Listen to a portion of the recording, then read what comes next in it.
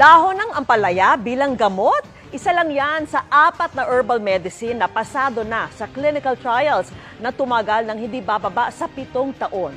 Ang iba't ibang sakit kung saan sila mabisa, alamin po sa pagtutok ni Mariz Umali. 4 na taon na raw mula nang madiagnose na may mataas na uric acid ang 67 anyos na si Tatay Rodolfo. Sa tuwing umaatake, madalas daw siyang mahilo.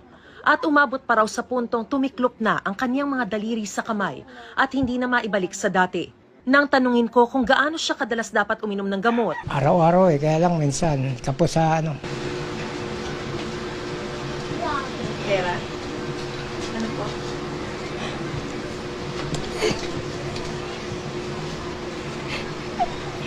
magastos. Marami pa ang katulad ni Tatay Rodolfo na iniinda na lang ang mga sakit dahil sa mahal, dalas at dami ng kailangang inumin.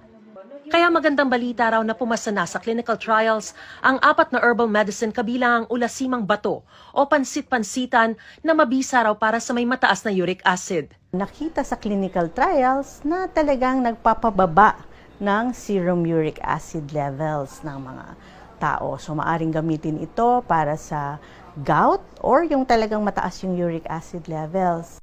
Kabilang din sa mga nakapasa na sa clinical trial ang dahon ng ampalaya na mabisa raw para sa diabetes. Pasado rin ang yerba buena na magandang analgesic o pain reliever. At siya ang gubat na napatunayang magandang gamot para sa sakit ng tiyan, pagtatae, pati na rin yung may bato sa apdo. Sa 4 na ito, tanging ang tiyaang gubat pa lang daw ang rehistrado na sa Food and Drug Administration, habang ang 3 ay hinihintay pa ang regulatory approval ng FDA.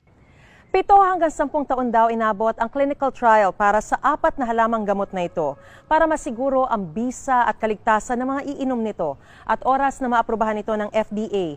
Napakalaking tulong daw ang maibibigay nito sa publiko, lalo't di hamak na mas mura rin ito. In terms of side effects, we've seen very good results in the clinical trials. No? Halos walang adverse effects na nakikita. Ngayon pa lang natutuwa na sa balitang ito si Tatay Rodolfo. Malaking epekto yun dahil makakabawas sa bilihin sa mga gamot.